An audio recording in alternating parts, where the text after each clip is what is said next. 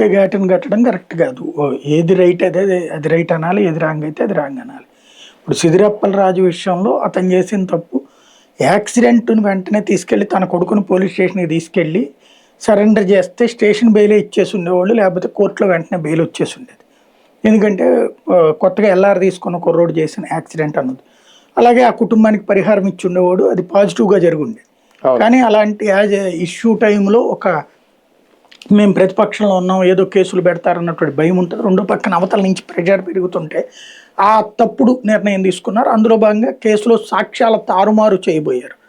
అది ఖచ్చితంగా క్రైమ్. ఆ కేసులో వాస్తవంగా చెప్పాలంటే వాళ్ళ అబ్బాయి కంటే ఈయన మీద ఎక్కువ కేసు అవుతుంది. ఒక కేసుని తారుమారు చేయబోయారన్నటువంటి.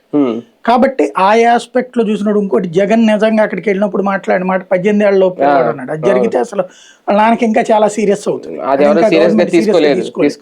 కాబట్టి నడుస్తుంది. ఆ విషయంలో సిదిరప్పల రాజు తప్పు ఉంది కాబట్టి అతన్ని అరెస్ట్ చేయడంలో తప్పేం లేదు.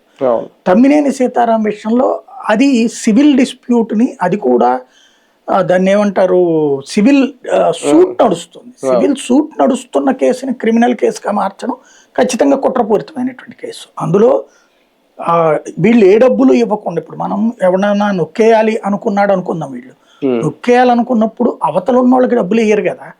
ఒక మహిళ పేరుతో 37 లక్షల రూపాయలు డబ్బులు ఇచ్చి